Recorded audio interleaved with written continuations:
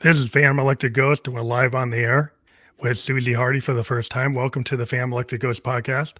How are you doing tonight? Thank you so much. I'm doing great. Thank you so much for having me. Want to let people know we are a featured podcast on the Newsly platform. You might see that icon up there. That platform, again, we're a featured podcast on it, and they take video podcast and turn them into audio only. And so if you use coupon code GHOST, you can get 1 month free premium subscription and listen to us there later tonight if you want to. Now, the other thing that we're going to talk, well, where we are today on our podcast is we're actually at episode 1003. We hit episode 1000 over the weekend. So we've been on the air since 2016. Tracking that on Apple Podcast. And today we're going to talk about the topic of why gut health is so important for mental health. And we've also got your Bitly link up here. And want to let people know that these links will be fully clickable. So you can click through right to that Bitly Suzy Hardy when we're published, and you'll be able to go to that link. So if people go to that link, what would they find there if they click on your link? They're going to find a sign up form where if they give me their email, they're going to be able to get access to my #1 stress slaying and anxiety alleviating tool. That is super easy, super effective. You can it's wonderful. And it's part of the program I teach in my course called Serenity School. I am a Serenity coach, or rather anxiety management and stress coach, but I like to call it a Serenity coach because that's the ultimate goal. And this tool that you get a video tutorial of is fast. You can learn it very easily, and it actually really works. It really helps for stress and anxiety. Well, that's awesome. So we like to encourage people to click on the links of the guests that we have on, and we make it easy when we're published. It'll totally click through on any platform that we're on. But again, thank you for being on the show. Now, you're a certified stress management and anxiety coach, and you're former co-host of the Successful Food Heals podcast. And so you know about natural healing, and maybe you can tell your story for those in the audience. Maybe give people your background so they understand what we're going to talk about today. Yeah, I'm glad we have an hour because it's a long story. It's it's not I graduated college and this is what I did. So I have a bachelor's from UC Berkeley in psychology. I have always been fascinated with psychology, mind-body connection, and natural healing. So I grew up with a mother who, before anybody even knew about it, was giving me vitamins, fresh vegetable juices. I was not allowed to have those sugar cereals that all my friends had. She was very much into nutrition. And in fact, when she was pregnant with me, she went to her doctor and said, what kind of supplement should I take? And he's like, I don't know. You know more than I do. So she's like, all right. So I grew up with this mother that, was an immigrant from Eastern Europe. She came over to the United States when she was a child, but always believed in, good, wholesome food. We didn't, keep sugar out of the house completely, but it was always a treat. So we didn't, when we ate, I wasn't one of those kids that could say, I don't like it, I want chicken nuggets. No, I had an Eastern European mother. She made a good meal for you. She put it in front of you, and you better real meal, homemade meal. Whole. So I grew up with that. I had, a couple of experiences as a kid and a teenager where, doctors didn't have all the answers. And so I learned, especially with my, I had my first panic attack at age 8. I write about that on my blog, and we can get into that. That was my very first introduction into stress and anxiety. And but when I was a teenager, I had a back injury from cheerleading, and it was just a bad muscle pull that, if it was now, this was 1996. Nowadays they have acupuncture and they have a lot of massage. It was just a soft tissue injury, but at the time the doctors wanted to give me pain meds. The chiropractor cracked me, and I really needed body work. And 6 months after that happened, I was a mess. I went from being an athlete to walking around like an old lady in a lot of pain. Long story short, what eventually healed me was acupuncture and massage. And so that kind of opened up my mind to think, okay, Western medicine is great if you break a bone. It's wonderful if you're in a car accident. God knows they save lives, but they don't know everything. They act like they do, but they don't. Yeah, they're limited. Well, they're Yeah. limited. Yeah, it seems limited because like I had experience. I lived in Tokyo for 2 years in 2004, Mhm. and I practice like Nichiren Daishonin Buddhism, which is a Eastern, Buddhism from Japan, and Mhm. and and there is this marked difference between like Eastern philosophies in terms of Yes. medicine and Yes. holistic thinking and the way you eat, and a Mhm. disconnection between modern Western medicine and like a nutrition and the kind of food that we're given as like, oh, this is the normal food. If you go anywhere else in the world, it's like this stuff is like killing you, and Yeah. it seems like there's like a disconnect between like, okay, we'll just take this med. It's all Yeah. pharmaceutical. Yeah. Everything's like pharmaceutical and pursuit. Nobody thinks about meditation, breathing Mhm. practices, Mhm. quieting your mind, Mhm. thinking about like supplements, thinking about better food, making Yeah. sure you get enough of the right foods and not the wrong fast foods. They're just convenient because you're stressed out. And then you Yeah. increase your stress with bad food. Yeah. So yeah, it just seems like a lot of the doctors don't know what to do. They don't know what to tell you. So you have It to go and reach not out their to people like yourself. it's not their fault. That's not how they're trained, and it is changing. It is changing, but, for the most part, Western medicine, they take symptoms A, B, or C or whatever, or diagnoses, which is usually a combination of certain symptoms, right? And they say, okay, if we have a statistical population that has this diagnosis, what can we do statistically that is effective that we can say will be, effective for this diagnosis? And it's for them, it's surgery or a pill. That's Yeah. pretty much it. Psychiatry is a little bit different, and it is changing, but they are not schooled in nutrition. They're not schooled in mind body connection. That's not what they're trained to do, and it's not their fault. And again, it is changing for the better. Japan has an amazing, as do Europe. They have a different viewpoint of healing and wellness. They look at your Yeah. food. I have a Japanese alkaline water machine, a Kangen machine. They just look at so many more other facets, as well as in terms of healing. They look at how can they support the body, because our bodies are amazing. Think about a simple paper cut or a deeper cut, a kitchen cut, right? You're chopping Yeah. vegetables, you cut yourself. Well, unless it's really, really big, your body will heal that. You break your bone. If it's a clean break, the doctors will set it and your body heals that. Your body is amazing. And I firmly started in childhood believe your body can and will heal if given what it needs. And that's the whole search, right? Is like, okay, well, what does it need? But I'm jealous. I would love to live in Japan. They have a very different view on Yeah. how to be It healthy. was just yeah.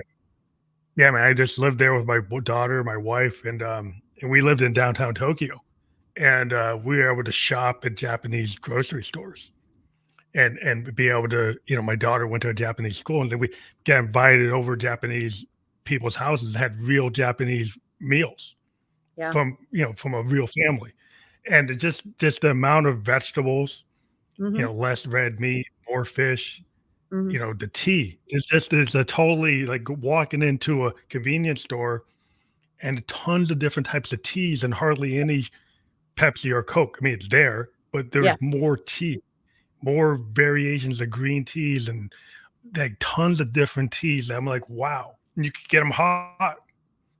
They had machines that would make them hot. And you're like, and I just got into drinking tea instead of drinking, soda What's your because favorite? American mindset, well, I got to have my Coke. Oh, I just love this green tea. There was this green tea Japanese brand I used to get sent to me Yeah. like to me all the time from a Japanese store, and I just have it sent. But Yeah. to me, but it's just illuminating. Just eating the fish just instead of the red meat, and then Yeah. and the vegetables. Just having enough vegetables and fruit, and I just lost so much weight because I had to walk. Yeah. Like in Tokyo, to get anywhere, you use public transportation, then you walk the rest of the way. Yeah. And it was just I didn't have a car. Yeah. I had a motorcycle once in a while. I would do that, but it's just just the life I lived there Yeah. was so much healthier. And I try to make sure I live in New Hampshire, so I can live a kind of a healthy life here. We have a Yeah. lot of organic farms. We get a lot of stuff from the organic farms that we can get here. Instead of going to the grocery store, we can have stuff delivered from a farm. Mhm. And it's that kind of mindset was because I lived in Japan. I said, you know what, I need to get it from the farm.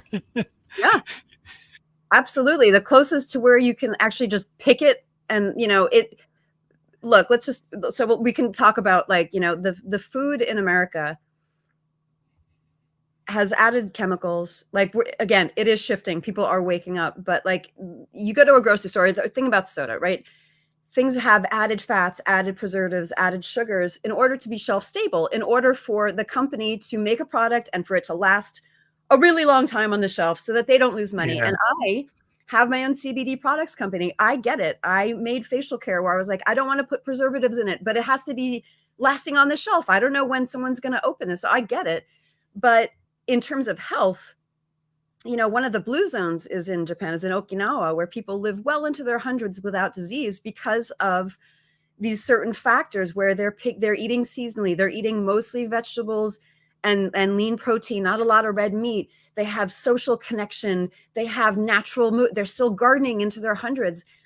We in America, it's like we spend so much on healthcare, and yet we are so unhealthy and Bad miserable compared outcomes. to other countries. Yeah, we And spend like the most. We've spent so much money, have so many bad outcomes. And then yeah. you think about in Japan, like you see these old people, I would see them. Hmm. Just even in Tokyo, you go out for lunch and there are people doing Tai Chi in this park. Yeah. And these parks had like these shrines, and people would Yeah. go out for lunch Yeah. and meditate. Yeah. Did you do Tai And, Chi when and you were there?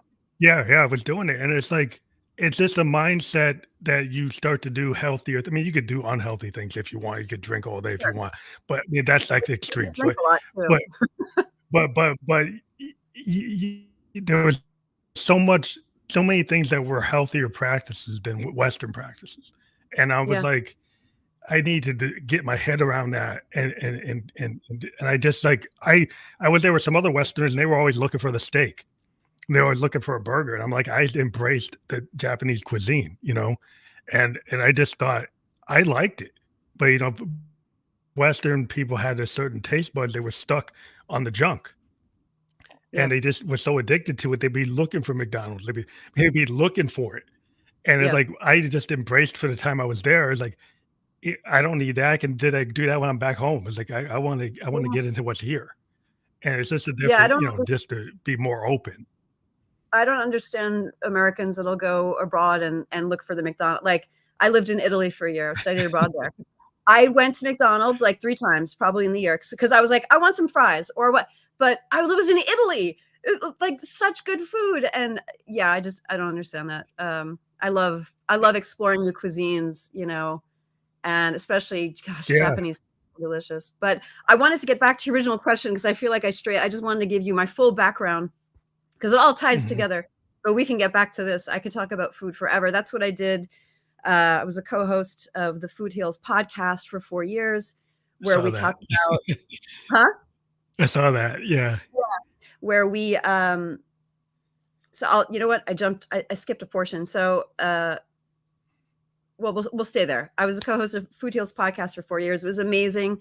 My co-host Allison Melody, she had lost 2 parents to cancer in her 20s, in North Carolina, where she had asked them, "Hey, is there anything I could give my parents to help them heal?" She'd asked the doctors, and they said, "No, no, we're just No, going to give them their drugs and their chemo and whatever." And then she moved to that's it. California and realized, oh, that's not true. I could have given them green juice with antioxidants. I could have supported their mental health. There's a lot. Food has so much to do with how our bodies function and how our mind functions. And again, we are changing this, but you kind of have to seek out this information on your own and be exposed to other places where it's not the same viewpoint. So I got that experience where I had my back injury and always had to take care of it. It became a weak point in my body. I went to college, I got my bachelor's degree, and when I graduated, I thought I could stick with this. I love psychology, or I could go pursue my passion, which is acting and voiceover and writing and performance. And I did that. And as my side job, I became a certified massage therapist and energy healer. And so kind of continued with that whole healing aspect. I was always just fascinated by it. Uh, cut to, the acting wasn't happening the way I wanted it to. I got married. I started a hemp CBD company with my husband called CBD Fountain.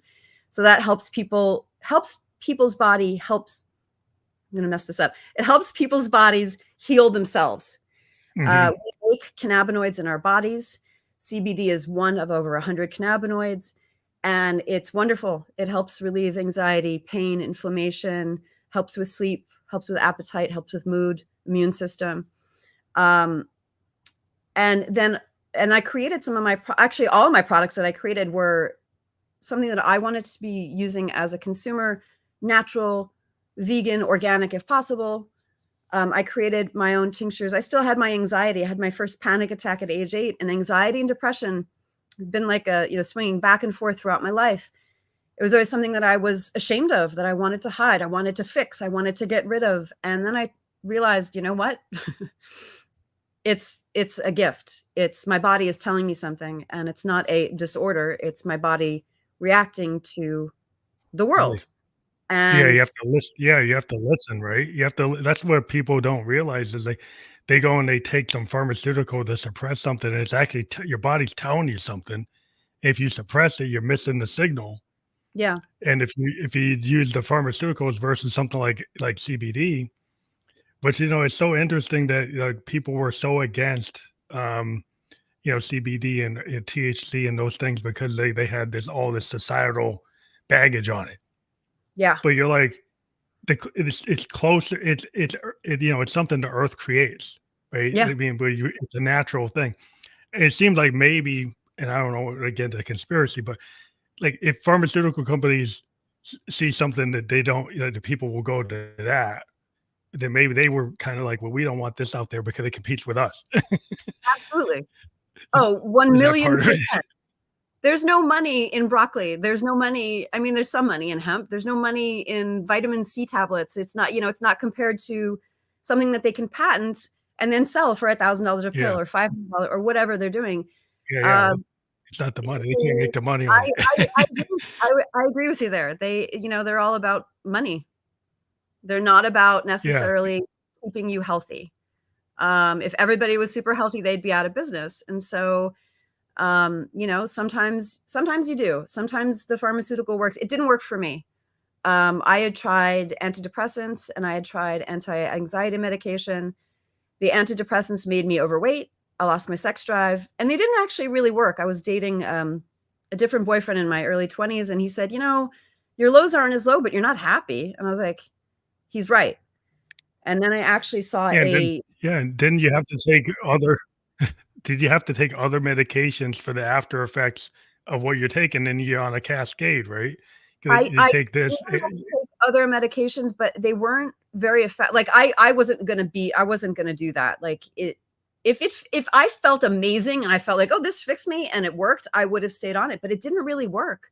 And then I saw a psychiatrist, a very Mhm. expensive New York City psychiatrist who said, he did my intake. He's like, "You have moderate depression.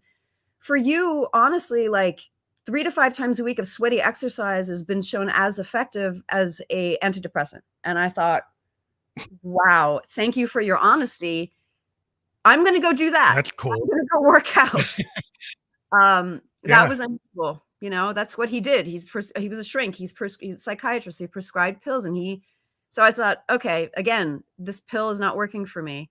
I had tried Xanax for, when I really, really had like bad panic attacks, not as a daily medicine at all. In fact, you can't be on them. You can't be on Mhm. Xanax is a benzodiazepine. It's highly addictive. I had the lowest dose prescription that I would break in half and take half of if I felt like I needed it. And my doctor cut me off of it because of the opioid epidemic. She said, "This is really addictive and I don't want you on it anymore." And I was like, "But this is what I use when I'm really freaking out." And she's like, "No, sorry." So that's when I was really like, "Okay, Yeah, to find something else. I gotta steer my own ship. I gotta listen to the signals that my body is sending. I have to take care of myself. I have to make sure I'm getting my magnesium and my B vitamins." That's one of the things I teach, is that if you're really, really stressed, there's certain nutrients that we need, magnesium, B vitamins, that our body uses up. Magnesium is an easy one. It's a water soluble mineral. It's, it's in lots of fruits and vegetables. A lot of our fruits and vegetables in America are depleted, or the soil is depleted of the minerals. And so supplementation is a good idea. And I feel so much different when I take my magnesium. These are the things that doctors don't tell you. You could go and get, a very easy, cheap magnesium supplement that'll make you feel more calm. But no, they'll try to push a pill.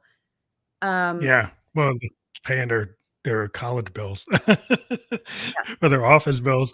But uh, yeah, this the understanding of how you can relieve stress and anxiety with nutrition, it's real important. I mean, I'm a cancer survivor, and I discovered organic foods as a way to stay. I had a sarcoma when I was 27.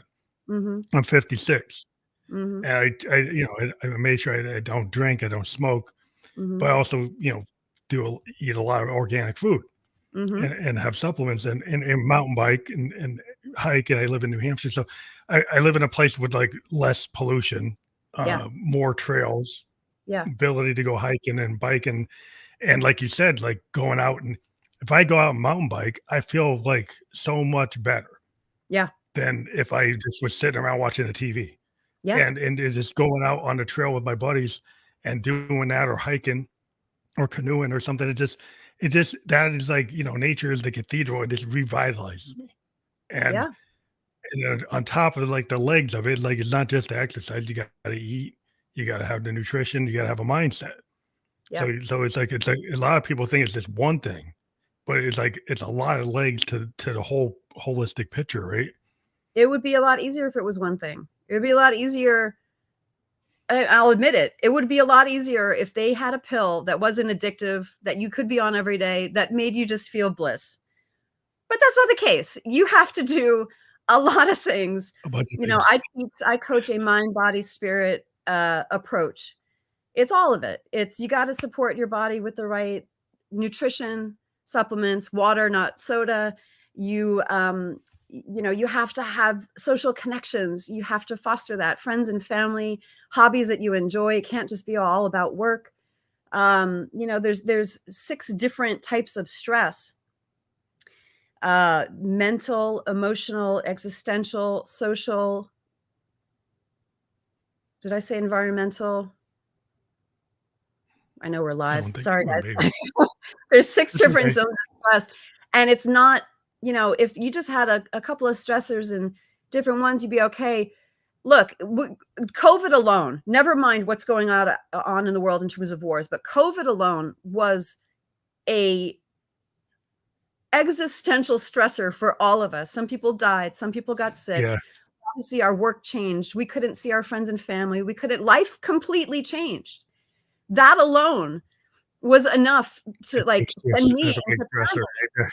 Yeah, Yeah, it's a and so big stressor. we're pretending like, "Oh, everything's fine." It changed everything, and so, you know, um, you have to support yourself in multiple ways: nutrition, movement, even slow movement. Tai Chi is amazing.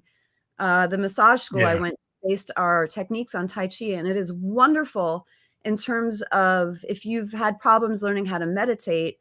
um, it gives your body something to do, and you're focusing on this slow movement, and it's a meditation in and of Just a itself. connection, yeah. It's just the idea of a meditation that, involves your body, right? So if you when you're using your body, then it's like this whole it's kinda like again, with Eastern practices, it's like considering the whole, not Yeah, just one thing. Like, considering that it's not just a state of being, like, calm, it's actually involving your body movement in that. yeah, It's like, the more that you start to align with some of the non-Western ideas yeah. that open up these things where you're more open to like a flow state of the universe. Mhm. You're more open to the muse. You're less judgmental. You're like, well, why can't I try that? Because I would think that some people they don't want to try CBD because they've got ideological reasons why I can't try that because it comes from this, and then they don't want to touch it because they got these ideas like oh bad juju or something they don't think is good. So it's Yeah. like so how do you get past people who have hangups because they think it's like coming from the wrong source or something? I would say you have to do what works for you. But if what you're doing isn't working, then you have to try new things. And I love my country, but there's a lot of other great things from the rest of the world that we're just starting to scratch the surface on. Eastern philosophy and medical philosophy had been around for, acupuncture has been around for thousands of years. Yeah. And now we're finally teaching it to our doctors because it actually does work. It actually does help people. When I first tried it when I was a teenager, I'm in my mid 40s. It wasn't quite so well known as it is now. And now actually doctors are getting certified Yeah, in it. So, yeah, it really works. I mean, when I was in Japan, it was like highly recommended. mhm, Yeah, I had like, salarymen friends. I was in business, that were going, and they say, "Well, why don't you do that?" And they're like, "Well, in America, we don't really have a lot of places we can do that. At least in 2004 when I was around, mhm. at least in the Northeast, but maybe in Boston, but it's like kind of hard to find.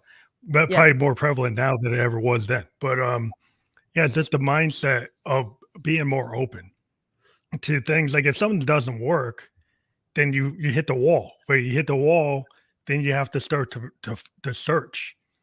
And with Yeah. this podcast, I've brought a lot of people on who are, they're therapists or people who are looking for ways to manage people's anxiety. Because Yeah. we're like you said, with COVID, there's a lot of anxiety in the world events, stressors. There's all kinds of things. People have events in their microcosm and their macrocosm, Yeah. whether they're in their individual situation. You never know where they are. But the common thing is the stress. And Mhm. stress is like killing Americans by the boatload. And It's you're the like you number got to one figure cause. out way. Yeah, sorry Yeah, to interrupt you. It's the number one cause of disease. That's the amazing thing to me is that, like, Western medicine will admit, "Oh, yeah, stress is really bad for the body." Well, let's talk about that. What is stress? Stress is our reaction to a stressor. So not all stress is bad. When we think about it, or I even say the word, even I think about it, I think about the mental stress. yeah, it's great. There's, exercise when you're lifting weights, that's a physical stress, but it's actually a good stress. They call that eustress. It's stressing the muscle. It's making it do something it's not used to doing, but it's going to make it stronger. Um, so when we think about the bad stress, our reaction to those 6 zones of stress that I mentioned, that's different. That's, our body, our brains evolved to be scared of existential threats, predators, lions, tigers, bears, you know, we don't Yeah, most of us the don't wolf have at the that. door. The wolf at the door. Yeah, the wolf at the door. We don't really have that anymore, but we do have bills and we do have jobs and we do have mother-in-laws and children and, those kinds of things that our society evolved for, but our brains didn't catch up. So we're still reacting as if it's, sometimes life-threatening or really, really bad. COVID was life-threatening, but Yeah, the day-to-day stresses I'm talking about, build up. And when you have, like I said, multiple, because I like environmental. the quarters. What's that? Well, I just wonder, can like adrenal fatigue and cortisol deficiencies caused by like, not the saber tooth, not the wolf, but the words or the events are triggering Or your body or the to Instagram react post in a or way. the voicemail. Yeah, Yeah, like the wolf is chasing you, but yeah. your body's acting like it is when it's actually like words or images or sound bites or something that triggers it, Or and then or even the fear of the unknown, fear of the future, you know, anxiety. So you can have stress without anxiety, but you cannot have anxiety without stress.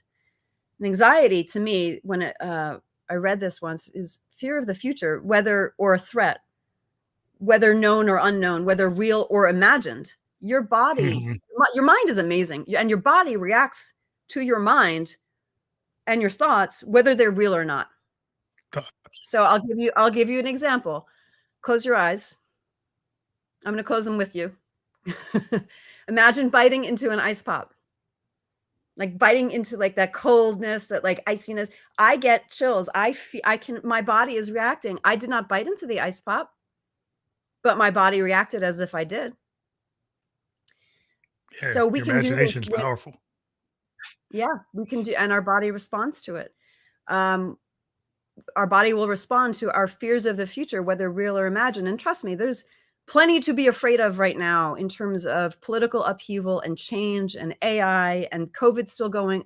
I don't need to do the list. You guys know. But Yeah. it's a lot. It's a lot. And you talked about adrenal fatigue. Animals in the wild, say a antelope escapes the jaws of a lion. What happened is we have two sets of our nervous system, our parasympathetic and our sympathetic.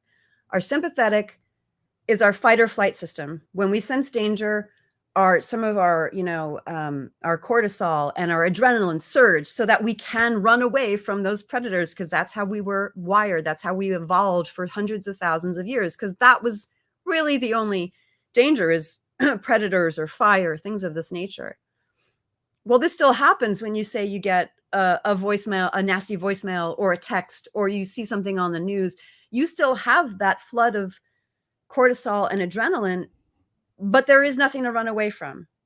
The way we burn off those neurotransmitters that signal our sympathetic nervous system to run, to either run, to fight, flight, flee, fight, no, flight or fight, freeze or fawn. They've added two other ones. So some animals in nature will freeze like a bunny, or fawn, meaning faint, meaning like pretend like you're Oh, like a yeah. possum. Like they're dead or Like a dead. possum. Yeah. Yeah.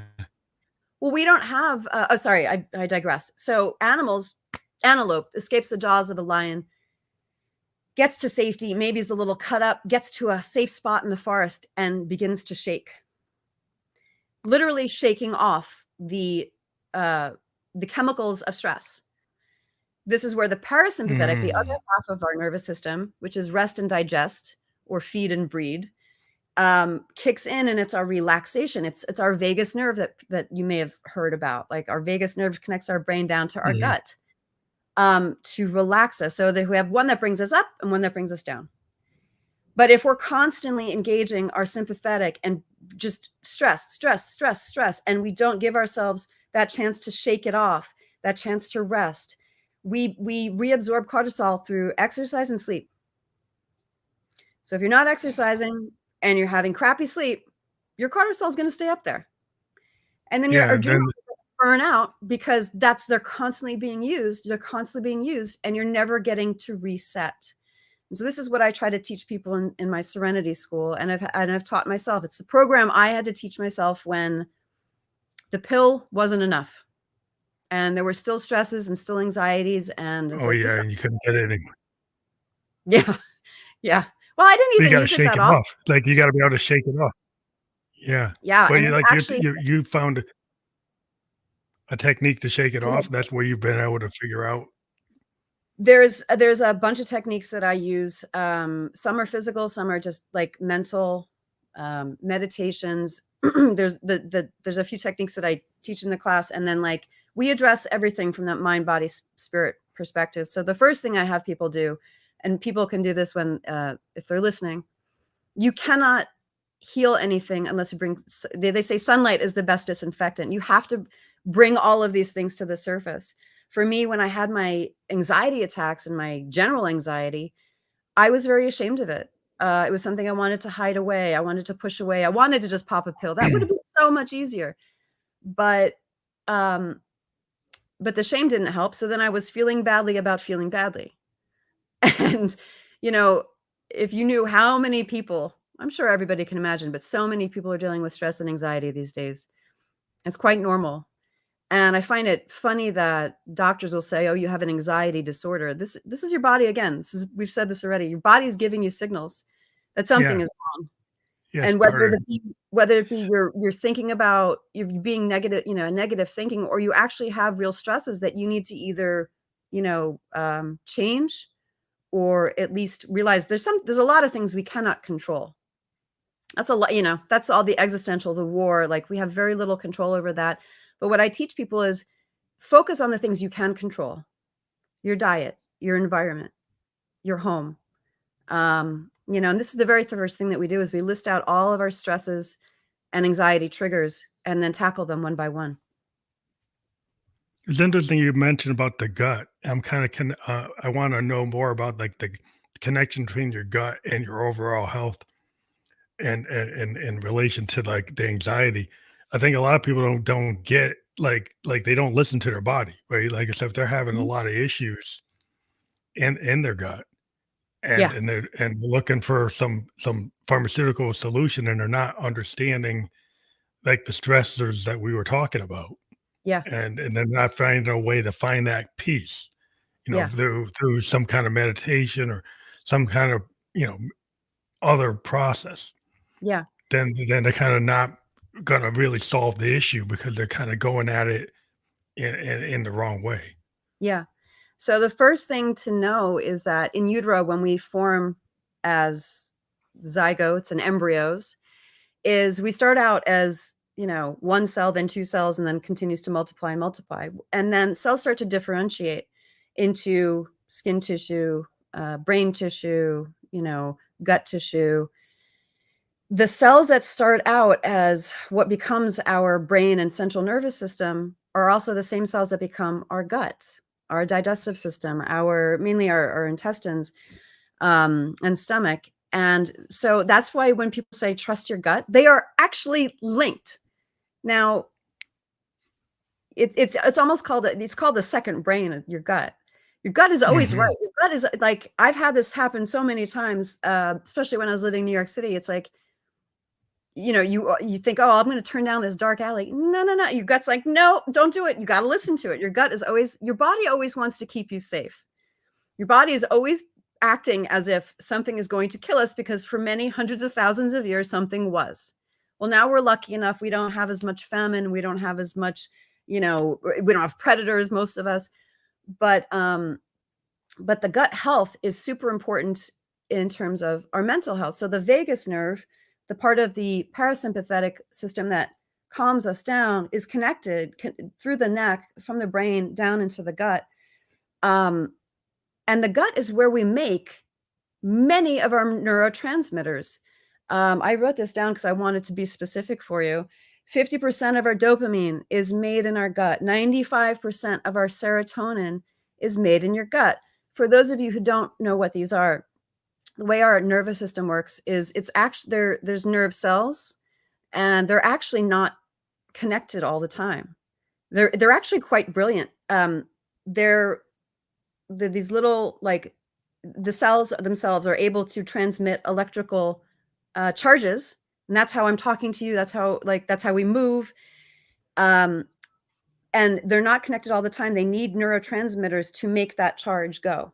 So if these are the two nerve cells, there's space in between them, and the neurotransmitters are what allow the charge to go. Well, if you are low in your dopamine and your serotonin, two of the feel good brain chemicals, you're not going to feel as good. You're going to feel stressed. That is made in your gut.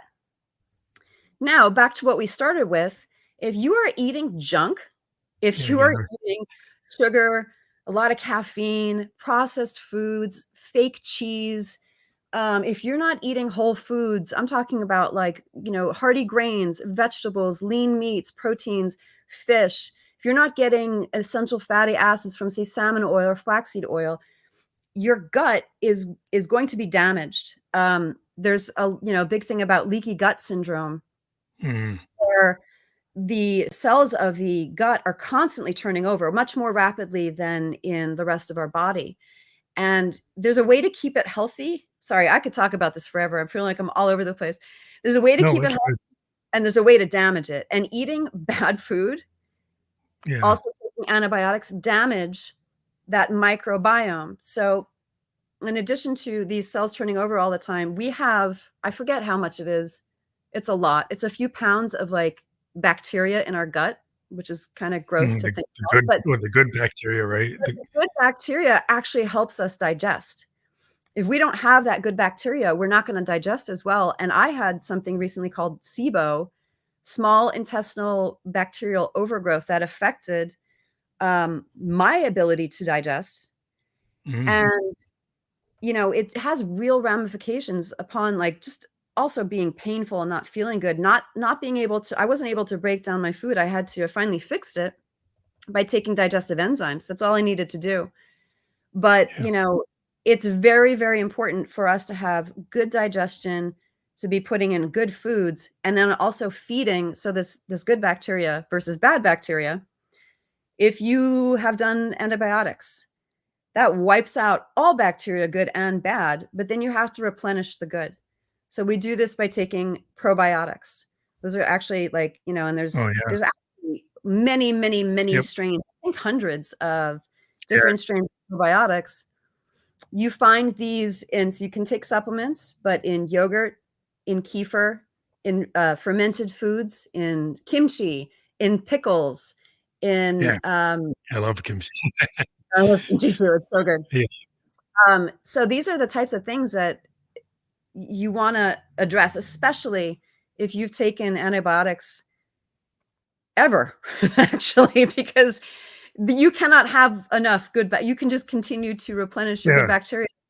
And there's something you can also take called a prebiotic, which feeds the good bacteria, which is just a supplement. But like I said, you want to keep those good bacteria happy. They're going to help you create all of your feel good neurotransmitters that help your nerves talk and help keep your brain happy. That's That's interesting because one thing when I was in Japan that I learned about the Asian food is there's a lot of vinegared or pickled Mhm. vegetables that are served with meals, Yes. and you're constantly getting that. And in Yes. America, you don't typically get that, and Yeah. that Do you probably is know why? a part of the equation. Yeah, well, it's not our style, Well, but you there's could a tell reason. me. So my family's from Eastern Europe, and we grew up with a lot of pickles because my grandmother grew up on a farm. And you harvest at the end of the summer. Well, And you're they pickling didn't the stuff, yeah. they didn't have a Trader Joe's to run to. They had to pickle everything so that they'd have vegetables throughout the year. And most cultures have some sort of, there's sauerkraut, there's pickles, there's kimchi, Yeah, there's there's a lot of that, but we yogurt. because we have the refrigerators and we have all this, we don't need it. If we I guess Right. because all the refrigeration in the processed food, they can stay on the shelf without refrigeration, then, and it got away from pickled or vinegared things, and then we lost that, and then when Yeah, people are wondering why they don't feel good and don't have the neurotransmitters, well, because 'cause you're not eating right. it's true. You know? It's all freaking connected. It's Yeah, well, fascinating. that the holistic connection is like the big picture, Mhm. because a lot of people wanna find a one little thing. I And know. what I found talking to people is like it's always the big picture, holistic picture where you're like you've been so narrowly focused or you got rid of something because you didn't think you need it. And so it's like, well, I'm not going to pay attention to my heart. I'm not going to pay attention to my soul. I'm not going to, I'm only going to do logic. Logic, that's it. Yeah, And then something like, well, how come I don't feel good? Because yeah. you can't just be a logic. It has to be other things. We are fascinating creatures. I think our bodies are fascinating, and this stuff is still being discovered. The brain is one of the last three unknown frontiers: brain, deep space, and deep ocean. We're still learning about it. We're still learning about psychology. Um, we're on the right track. But yeah, it's if you want to live your best life, there's some work to be done. You got to address things in a multi-pronged approach. But I think it's really helpful to tell people how important nutrition is because Mhm.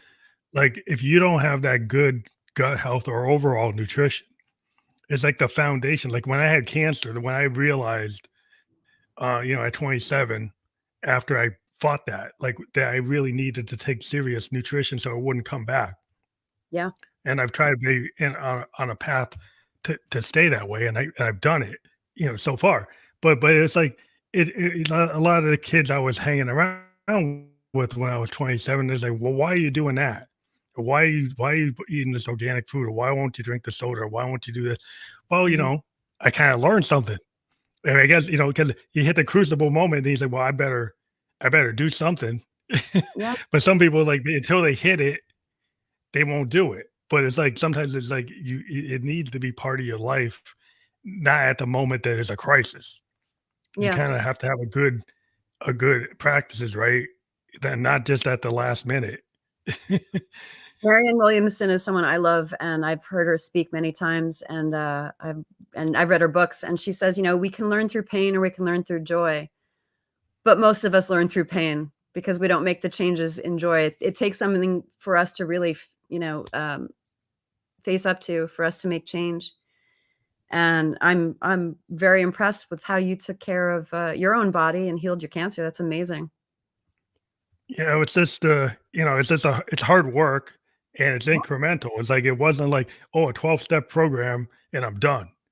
No, Yeah. I have to do this for the rest of my life. There's certain things I got to do, Yeah. and you got to be consistent. And a lot of people, they think they can go onto some kind of fad, or they think they do it for like 12 steps, or do this and do that. Consistency is the main thing. Is to make it doable. You got to do something that you're going to stick with. Yeah. And so a lot of people have a hard time with that. It's a hard thing to do, but I think it's very important to introduce all those legs, like you said, like meditation, Hmm. in terms of like understanding what your body's telling you. Hmm. So if your body tells you something, don't ignore it. Don't ignore You, it. you go find out what it is, It'll keep getting because louder. You can ignore it all you want, but it'll just keep getting louder. yeah, I mean that's the cancer issue. Like I saw something and I went and I was like scared of it. I said, well, I better address it. Mhm. But if you don't address what your body tells you, then sometimes you won't be here. So I mean, it's that important to listen. Yeah, I agree. Very much so. Plus, So, so you live your best life. but one of the things I want to kind of discover is like what happens in your body when you're having a panic attack that you discovered. So your body is in, like I said, that sympathetic nervous system, that part that get fight, flight, freeze, or fawn. That is brought up all the way. And I first had that in a TGI Fridays restaurant when I was 8 years old for no reason. Well, there was a reason. But logically looking from the outside, or at least my brain at the time was like, why is this happening? So your Mhm. body is literally like, I'm going to die unless I either get out of here or hide. It's DEFCON 5. It's just all the way, and it's horrible. And I've had them throughout my life. And there's ways to manage it. Like I said, I had the Xanax specifically just for those. That Um, moment. yeah, but there's very easy tools and techniques, because at the time, so I was sitting in a restaurant with my parents. I was 8 years old. What was happening was I was transitioning from one school to another. I was a highly sensitive kid. I was going with my Mm. best friend and my cousin, and I already knew some kids that went to that school anyway. But I was just kind of worried about, like, it's new. We often Yeah, that's fear a stress right there. Yeah, the we fear of fear the new thing. we fear change, we fear the new, we fear the unknown. At the same time, my dad came to me and said, "Your mother's going to divorce me. Let's all go out to dinner." And I was like, I was Well, that's a 8. stressor right there. That's a Yeah, massive stress. yes. They didn't wind up getting divorced, but he shouldn't have told me that, from, as a parent to a kid, but Yeah. he did. And I was sitting at this restaurant and just feeling overwhelmed, just feeling like overwhelmed, worry, panic, fear, where, I asked my parents, I said, "Can I?" Actually, what happened was I was afraid I was going to throw up, even though I Mhm. hadn't eaten yet. And I thought, "Oh my," and then the thoughts happened. "Oh my God, I'm in public. There's a lot of people here. It's a Friday night. If I throw in public, I'm gonna be so embarrassed. I need to get out of here." And so they let me go lay down in the car, and, I stopped eating for, like, an entire summer until I Oh, went wow. to. Psychology. Well, it was just my worry. Yeah. And again, talk about connection to the gut. I was so worried. When I get super stressed, I lose my appetite. Some Yeah, people total direct connection to your gut. and there's a reason for that. So when you're in high stress, when when you're having to run away from a predator, it's not the time to eat. Yeah, Our probably digest not. our digestive system is actually not very efficient. I remember studying this in biology class. You actually get like 3 units of energy, but it takes 2 to break down food and Oh, convert the ADP into ATP, and to utilize it into something our cells can utilize. So it takes a lot for us to digest food. If you're in high stress, it's not the time to digest food, it's time to run away. It's Hmm. and that's why you get that fight or flight. Your body, your cortisol and your adrenaline activate you get these like super energy for a while, and your inflammation even increases. I learned this with my stress management certification. The reason our inflammation increases when we're stressed is if you're running, picture go back to you're escaping a predator and you're running. We didn't have shoes back then. You're running through the forest and you get cut by sticks. Well, you don't want to, bleed a lot. Your inflammation increases. Your body's ability to heal quickly increases with inflammation. Oh, For that's short interesting. period. Yeah, isn't that interesting? When I put that Yeah, together, that makes sense. That makes a oh, lot of sense because like you got bare feet getting cuts, or you're scratching yourselves on the thickles yeah, or the thistles or whatever. So you, yeah, you need to boost that up to give you protection because you don't have the fur like the animal, right, like the wolf or the saber tooth. So you don't have what they have, yeah, and they're faster than you, and they're processing. right. They're four legged, so they can run faster than you. Well, You're they never even gonna have be able to they run. even have the same thing. I think all mammals, your inflammation increases with your stress because of that purpose. It's meant to, oh, we're running away, we're escaping danger, and our inflammation's going to go up, so our healing speeds up. But that's only for short bursts. If you don't have that period where you shake it off, You like get that off. animal we talked about, and get back into your rest and digest mode, the inflammation is going to stay up. And that's why they say stress is number one cause of disease, because the stress increases the inflammation and it stays up Yeah. there. Inflammation is great in short spurts. It actually helps us, but when it's chronic is when it's a problem. Well, then that also is a connection with all the allergies we see today, with a lot of people having to take allergy medicines or having all kinds of skin issues with rashes, probably because of due to the stress of the gut issues and Allergies, you as know. far as I know, I've heard, or done some reading of that. It actually has more to do with when we're in utero. If the mother has a lot of toxins in her bloodstream, if Oh, she's that's why. exposed, yeah, that's what I've heard. And read. That's my conclusion. That's what I've taken away from that. But yeah, it's the body is fascinating. There's a lot going on. There's a lot we could break down for hours and hours and hours.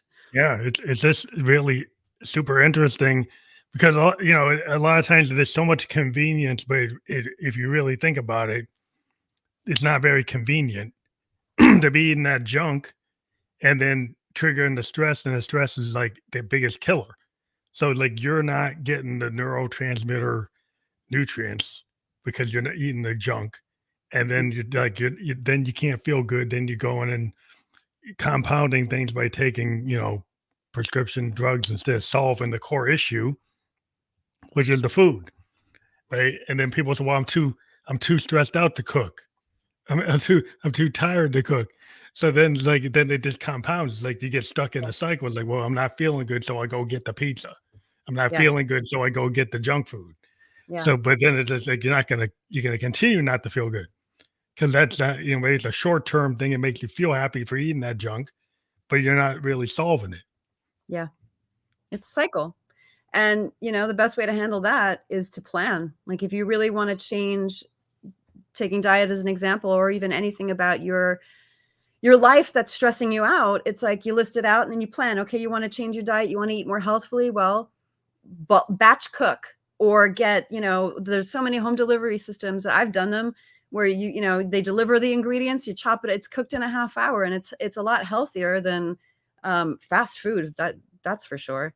But Yeah, it's just it's taking the time to realize what's important. Like once you realize that making my own home cooked meal with good ingredients yeah, is actually fun, right? That if you don't go and turn it into a stress, because there's yeah, some people always go and turn something. Well, if I have to cook that, that's going to stress me out. But if you may actually take the other view, is like, this is my time yeah, to kind of find, be a cook and find fun in it. Like if yeah, you go find a way to make it fun, then you're not going to be as stressed out, right? So I just started to incorporate that. Well, I'd like to cook my own stuff. yeah. Me So, too. and then just take the space, and then you got to be able to have the boundary to say like, hey, I got to have some time for me. So every Mhm. day I got to have enough time so I can cook my food, regardless of what the boss wants or whatever. But I'm going to have time to do this, just like I have time to exercise, time to meditate. Yeah. You just have to kind of set the boundaries. Like, yeah, I will have this time, Mhm. and you got to just kind of say this is what it's going to be, Mhm. and people will respect you when you set your boundary, And in as long as you addition, keep I wanna it. yeah, I wanna add this too. People need to know this. How you eat is almost as important as what you eat. Taking time to sit down, don't have the television on, sit with friends and family if you can, and enjoy a meal and eat slowly. Mm, We Americans eat on the fast food. We eat in the car, we eat on the go, we eat standing up. I'm always yelling at my husband. I said, "Sit down, stop, sit down and enjoy. Don't eat standing up." It makes a big difference. It makes a big difference chewing our digestion starts in our mouth. So if you take a mm. bite and swallow, it's harder on your stomach to break it You're making down. it work harder. Yeah, we have teeth, not only, Yeah, we can chew that's and enjoy, but to break it down, they say chew 100 times and like really enjoy it. Eating slowly is almost as important as what you're eating.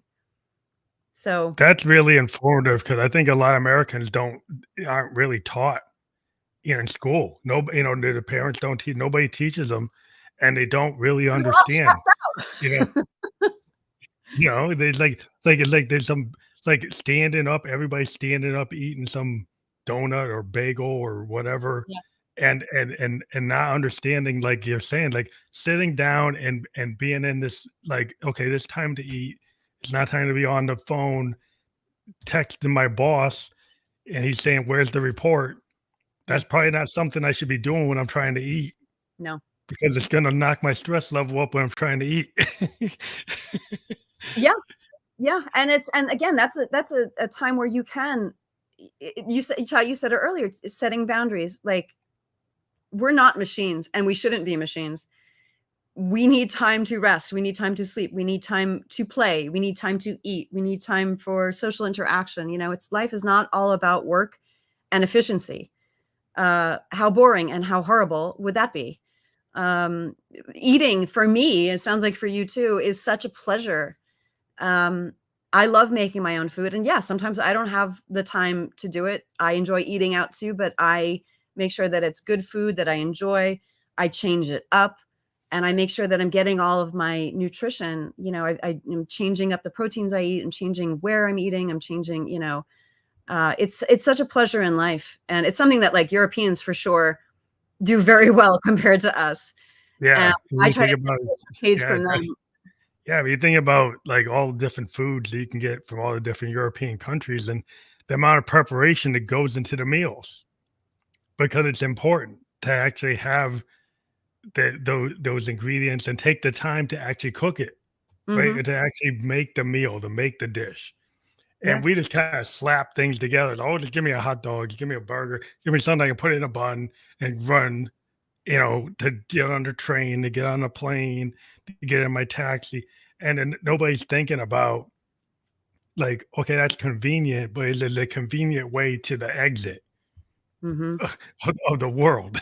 It's like, Yeah. so what is important is to start to understand, like what you're saying, the mind, body, soul, spirit connection, the connection with your body, to the things that listening to your gut Mhm. is a really big thing. That it's revolutionary what you're saying. To a like, I think a lot of Americans wouldn't get the connection until they're like in the hospital, until they're at the doctor, until they have an incident. Then they go, "Oh, I need to do something." Yeah. Yeah. It's a shame because, we should be obviously, uh, proficient and efficient and good at our jobs and provide for our families, but at the same time, we need to enjoy our lives. Why else are we here? You know? It's actually quite short when you think about it, and it can go very fast, Yeah. and to take the time to nurture yourself so that you can nurture others. Gotta put on your oxygen mask first, right? Yeah, well, you gotta give yourself a time to breathe and the kinda what I like is the quiet time. Being an artist, like people, I think that it's not just an artist thing. Like if you give yourself quiet moments where you can push out the noise Yeah. and just have that time for yourself, and you kind of start with that. I'm going Yeah. to give myself quiet moments to reflect. Then you can start to think about like what is it that you're doing and how are you listening to your body? Are you really looking at who you are and Mhm. figure out like where you want to be? And I Yeah. think it's real important to do that. And it's not just an artist thing, it's a person thing. Yeah. Yeah. Like we're yeah, like I said, we're not meant here just to live and produce and pay taxes and die. We're meant to enjoy. We're meant to explore. We're meant to be healthy. Our bodies know how to stay healthy. We just have to support them in doing that. Um, it's called homeostasis. It's our body's ability to keep us normal, to keep us flowing. I want to thank you for being on the podcast. We always hit the hour mark faster than we ever expect. Yeah. We do have your link there, bit.ly Suzy Hardy. Hmm. And we do encourage everyone who will listen to this or watch this episode to click on that to be able to connect with you, to dive further into the things we were talking about today. That you'll be able to go a lot further than what we went to today, but at least we gave you people a window Yeah. on where they could start. Yeah, absolutely. If you like what I've been saying and you want to schedule a call and reach out and see if, I can help you feel better, then please do. And that link right there, that's my number one tool. That's my favorite. Super easy. Thank you so much for having Thank me. you very much. And yeah, we do encourage people to click that. As I said, it's fully clickable when we're published. Like we're not published fully now, we're live. But like if you go to the Facebook, YouTube, or Twitch where we were just, as soon as we finish, you'll be able to click through on that. So thank you again for being on the show. We'll get the landing page out to you by tomorrow, and then people will be able to listen or watch on their favorite podcast platform. Thank you again for being on the Fam Electric Ghost Show. Thank you so much.